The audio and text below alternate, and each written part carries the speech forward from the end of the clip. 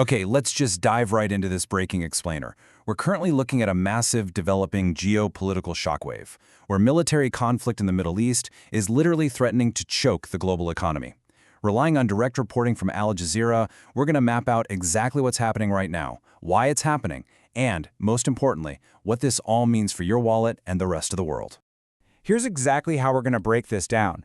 We'll start with the Strait closure announcement itself, then look at the catalyst in southern Lebanon, dive into the ultimate economic weapon at play here, and finally, wrap up with the ongoing diplomatic scramble. All right, let's kick things off with part one, the Strait closure announcement. We have this incredibly stark translation straight from Iran's Mehr news agency, and it reveals their exact stated justification for shutting down one of the world's absolute most vital waterways. The language they use here is super critical. They're explicitly calling out a, quote, blatant breach of promise by America, along with continuous violations of a ceasefire in southern Lebanon by Israeli forces, who they refer to as the Zionist regime. So their stated response to these combined factors? The total closure of the Strait of Hormuz to all vessel traffic. So what's really driving this? Well, the whole root of this sudden announcement lies in the alleged breakdown of a previously negotiated Memorandum of Understanding, or MOU. This document was basically supposed to be the blueprint for a ceasefire. But from the Iranian perspective, the United States and Israel have completely failed to implement even the very first paragraph of this shared agreement. And that alleged failure is exactly what's triggering the massive retaliation we're seeing right now. Moving right along, let's look at part two, the catalyst, southern Lebanon. It's actually wild how this whole situation connects two totally different geographical areas. We are looking at a very direct cause and effect relationship here. Iran is essentially taking its control over a vital global shipping lane and using it as a retaliatory economic chokehold. Why? To force an end to military raids happening miles and miles away in Lebanon. They aren't looking at these as isolated incidents at all. To them, it's all one giant interconnected battlefield. But here's where it gets really complicated: the response from Israeli leadership. According to Al Jazeera reporters on the ground in Ramallah, Israel's prime minister has explicitly rejected the parameters of that agreement we just talked about. Even with reports showing that the U.S. had actively asked for the raids to stop and really pushed for the ceasefire, Prime Minister Netanyahu has reportedly stated that he just doesn't consider himself or his country bound by the terms of the specific MOU. 24 hours. That is literally all it took after a so-called ceasefire was announced for the entire agreement to break down and for lives to be lost again. The speed of this collapse is just staggering. I mean, within a single day, an agreement that was meant to bring stability completely unraveled, and that led directly to Iran's top military command deciding to pull their ultimate lever of influence. Which brings us perfectly to part three, the ultimate economic weapon. You know, for years, international diplomacy has focused heavily on Iran's theoretical nuclear capabilities.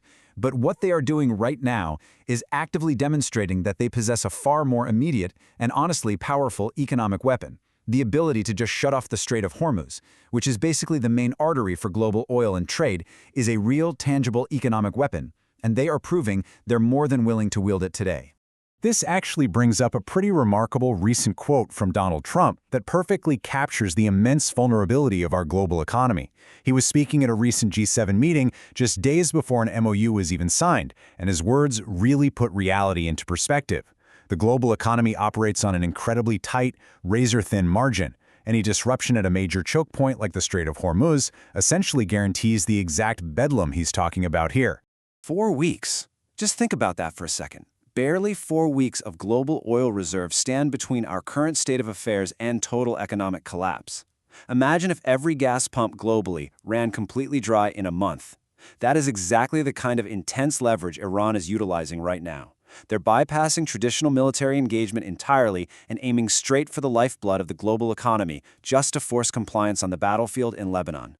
So, how is the world reacting? Let's dive into part 4, the diplomatic scramble. Originally, U.S. and Iranian officials were supposed to sit down together in Switzerland to hammer out a final peace deal. But with all these breaking military announcements, we seriously have to ask if there's any reason to believe Iran is actually going to attend. The stage is literally set for high-level, face-to-face diplomacy, but whether the Iranian delegation will physically walk into that room has become the biggest, most critical unknown of this entire crisis. Well, Iran has made it crystal clear they are not going to negotiate unless 5 very specific points from the MOU are addressed right out of the gate. They aren't asking for vague promises anymore. No, they are demanding a comprehensive ceasefire, lifted blockades, real action on international sanctions, and the unfreezing of their assets. And crucially, they want to see demonstrable action from the U.S. on these points before they even consider taking a seat at that table. Just look at how insanely fast this whole situation is moving over a single weekend. On Friday, the ceasefire in Lebanon falls apart. Then, boom, by Saturday, Iran announces the closure of the Strait of Hormuz.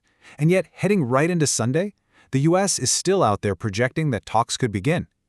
It is a completely dizzying pace of escalation, and quite frankly, traditional diplomacy is really struggling to manage it. There is just this sheer, massive disconnect happening between the major players right now. On one side, you have the U.S., with figures like JD Vance expressing optimism that talks could begin as early as Sunday. On the other side, you have Iran flat-out refusing to show up. And then, caught right in the middle, intermediaries like Pakistan's interior minister are physically over in Iran working overtime trying to save this incredibly fragile peace deal from shattering completely. Now, I want to point out a really critical nuance that reporters on the ground brought up. Al Jazeera correspondents noted that Iran specifically used the future tense in their announcement, saying the strait will be closed. Analysts are suggesting this wording is super intentional. It likely indicates a ticking clock pressure tactic on the Americans to force Israeli compliance. It doesn't necessarily mean physical barricades went up the exact second the statement dropped. Rather, a severe countdown has officially started.